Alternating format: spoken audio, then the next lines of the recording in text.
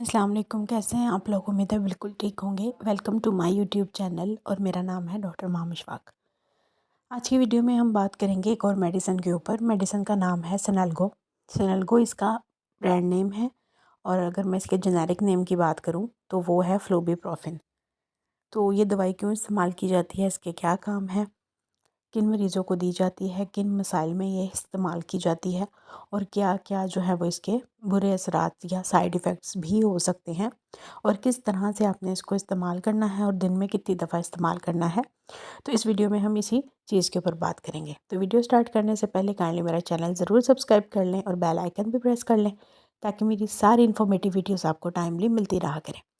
तो चलें video start कर लेते हैं। तो आज की हमारी वीडियो है एक मेडिसिन जिसका नाम है सिनेलगो मेडिसिन, उसके ऊपर है। सबसे पहले हम देख लेते हैं कि सिनेलगो करती क्या है, ये है क्या। तो सिनेलगो हमारे पास एक बहुत ही अच्छी पेन किलर के तौर पे काम करती है और ये हम देखते हैं कि किस किस मसाइल में आप इसको यूज़ कर सकते हैं। तो आप इसको जिस्म में अगर आपको दर्द है, जिस्मानी दर्द है, जिस्म में कमर में पेन है या फिर अगर आपको जोड़ों में बहुत ज़्यादा मसला है, ख़ास तौर पे कुछ लोगों के घुटनों के जो जोड़ होते हैं, घुटने जो होते हैं उनमें बहुत ज़्यादा दर्द रहती है, सूजन सी रहती है, तो उस कंडीशन में भी आप इसको इस्तेमाल कर सकते हैं। इसके अलावा अगर आपको आर्थराइटिस का कोई मसला है, ऑस्टियोआर्थराइटिस है या रूमेटॉइड आर्थराइटिस है, इनमें से भी कोई इशू है तो इसकी वजह से अगर आपके सूजन हो रही है या दर्द हो रही है, चलते फिरते मसाइल का सामना करना पड़ा है और बहुत ज़्यादा पेन हो रही है पट्ठों में भी और जोड़ों में भी, तो उस कंडीशन में भी आप इसको इस्तेमाल कर सकते हैं। इसके अलावा अगर आपको बैकिक के इश्यूज़ हैं या फिर आपको वैसे कोई पेन है बॉडी में, तो भी आप इसको यूज़ कर सकते हैं जो कि पट्ठों के रिलेटेड होती है। पट्ठे जो जैसे कि आपके मसल्स होते हैं, चाहे आपके गर्दन के मसल हों, पट्ठे हों, चाहे आपके बैक के पट्ठे हों, चाहे आपके शोल्डर के मसल्स हों, मतलब इस तरह के जितने भी मसल्स हैं आपके जिस्म में, अगर आपको वहाँ पे पेन है या फिर टांगों के मसल जैसे काफ मसल्स होते हैं, आपने कोई बहुत हैवी काम कर लिया, थकन हो गई या आपसे चला नहीं जा रहा आप दर्द की वजह से, तो इस सारी कंडीशन में भी आप इसको इस्तेमाल कर सकते हैं। इसके अलावा दांतों के दर्द में भी ये बहुत ज़्यादा हेल्पफुल है। अगर आपको दांत का कोई दर्द हो रहा है तो उसमें भी जो है वो ये रिकमेंड की जाती है। दांतों के दर्द में भी ये बहुत ज़्यादा मुफीद देखी जाती है। तो अगर आपको दांत का दर्द है और आपने कोई बहुत सारी दवाइयाँ खाई, आपको नहीं आराम आ रहा, तो ये दवाई खा के भी आप चेक कर सकते हैं कि आपको इससे अच्छा एक इफ़ेक्ट मिलता है, दांतों के दर्द में भी आपको आराम मिलता है। इसके अलावा आपके ये जितने भी जोड़ों और पट्ठों के मसाइल हैं उनको भी ट्रीट करती है। उनके जो दर्द है, सूजन है, स्वेलिंग है, उसको ठीक करती है और इसके अलावा आपके दांतों के मसाइल में भी आसान हेल्पफुल साबित हो सकती है। तो ये इसके कुछ फ़ायदे थे, इस्तेमालात थे और जैसा कि मैं हमेशा कहती हूँ कि आपने कभी भी चाहे कोई भी मेडिसिन हो, कोशिश यही करनी है कि खुद से इस्तेमाल ना ही करें तो बेहतर है। आप हमेशा डॉक्टर को दिखाएँ पहले, अपने मसले का पहले आपको पता होना चाहिए कि मसला असल में है क्या, उसकी वजह क्या है और उसके बाद आपने वो दवाई का इस्तेमाल करना है और खुद से नहीं करना। हमेशा जिस तरह डॉक्टर आपको बताएगा वैसे ही करना है, क्योंकि जब हम खुद से कोई भी दवाई का इस्तेमाल करते हैं तो वो हमारे लिए बहुत साइड इफ़ेक्ट मज़ीद जो एक होते हैं, हर दवाई में कोई ना कोई साइड इफ़ेक्ट होता है, लेकिन अगर हम खुद से ही इस्तेमाल करते हैं किसी भी चीज़ को तो वो चीज़ें नुकसानात जो है वो बढ़ जाते हैं, क्योंकि हमें नहीं पता होता कि हमें मसला कहाँ तक है, कितना है, ज़्यादा है, कम है, हमने दवाई ज़्यादा लेनी है, कम लेनी है, हमें कुछ नहीं पता होता।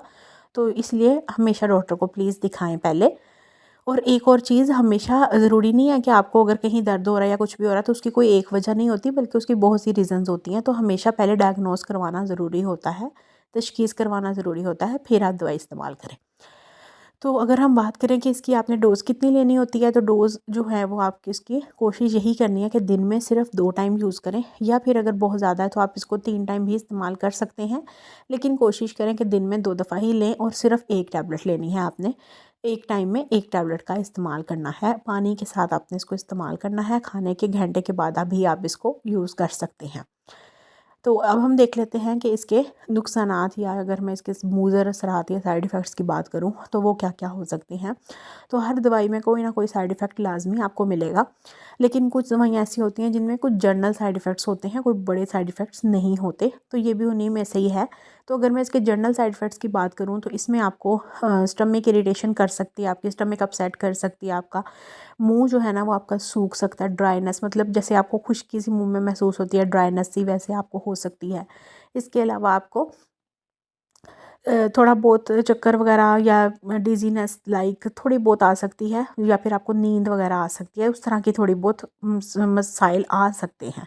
लेकिन ज़रूरी नहीं होता कि सबको आए, लेकिन फिर भी आपने इस चीज़ का ख्याल रखना है कि दवाई खाने के बाद चाहे कोई भी मेडिसिन खाएं, आप थोड़ी देर रेस्ट लाजमी कर लें।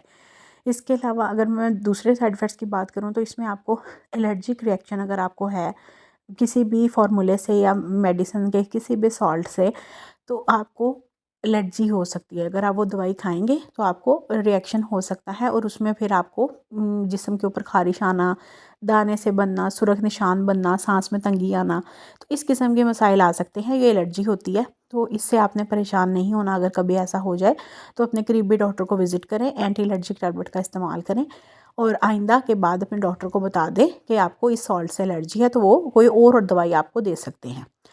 तो ये थी आज की हमारी वीडियो। उम्मीद है आपको समझ आई होगी, अच्छी लगी होगी। कोई भी क्वेश्चन हो आप पूछ सकते हैं, अगर कोई बात समझ ना आई हो तो भी पूछ सकते हैं। अपना बहुत सारा ख्याल रखिएगा और मुझे हमेशा दुआ में याद रखिएगा। और एक बार फिर मैं यही बताना चाहूँगी कि कभी भी कोई दवाई खुद से इस्तेमाल नहीं करनी। साइड इफ़ेक्ट्स हो सकते हैं, ज़्यादा हो सकते हैं, या फिर आपके लिए बहुत नुकसानदेह हो सकती है। इस तरह की वीडियोज़ जस्ट फॉर नॉलेज होती हैं, खुद से दवाई इस्तेमाल नहीं करनी होती है, ठीक है। तो उम्मीद है आपको बात समझ आ गई होगी। अपना बहुत सारा ख्याल रखें, दुआ में याद रखें। मिलते हैं अगले वीडियो के साथ।